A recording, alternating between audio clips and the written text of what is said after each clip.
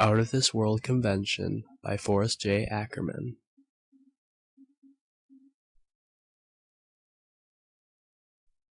I was a spy for the FBI, the Fantasy Bureau of Investigation, learning of a monster meeting of science fiction, Fenn in New York.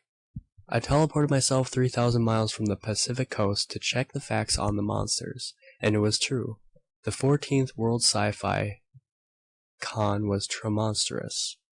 In all seriousness, the New York Con was one of the greatest aggregations of SF enthusiasts I have ever seen. A far cry from the Nikon, the first World SF Con of 17 years before, when the turnout of 125 was considered colossal. Now more than 1,200 fans, authors, editors, artists, publishers, agents, anthologists, reviewers, and readers of science fiction and fantasy registered for the Labor Day weekend gathering of the clans, a conclave of the slans. From 37 of the 48 states they came, and from Canada, Cuba, England, Germany, India, Israel, and the West Indies, the roll call of celebrities read like the who's who of SF Prodom.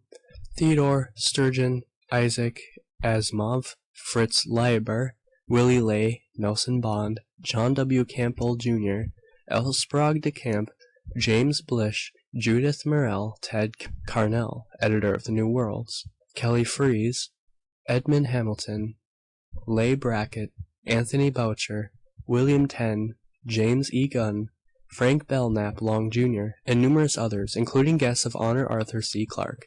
A standing ovation was given Arthur Clarke before and after his speech at the banquet, a serious address that lasted 45 minutes and covered many philosophical facets of the SF field.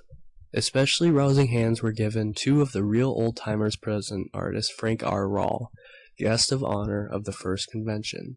And out of the Ark, the man who once was an assistant to Thomas Alva Edison, the pioneer novelist of scientific romances and the man who discovered the golden atom, Ray Cummings.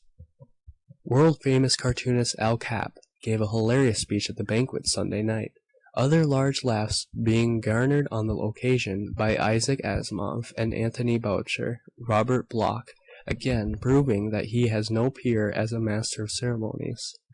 The masquerade ball was filmed for televising, and was a sight for bugging eyes. Extraterrestrial glamour girls came in spectramic colors. One, Ruth Landis of Venus, formerly Noyoke, was of ardent beauty, fresh as a breath of chlorophyll, while tall Tam Otson, a recent import from England, had the judges agreeing that just looking at her was an education. Olga Ley won for the most beautiful costume, and Joss Christoph, a survivor from the first convention of them all, was another prize winner. Monsters, mutants, scientists, spacemen, aliens, assorted things thronged the ballroom floor as the flashbulbs popped.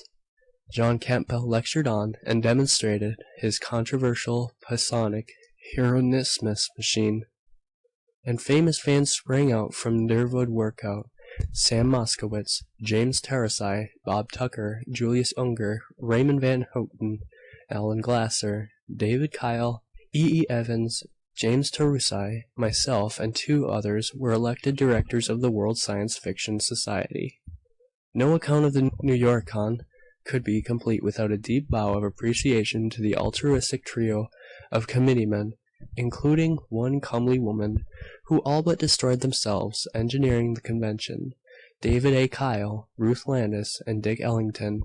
By a vote of 3 to 1, London was selected as the site of the 15th Con to be held in '57, for an unforgettable experience in the fantastic universe of science fiction. Enthusiasts plan now to attend the Long Con. End of Out of This World Convention.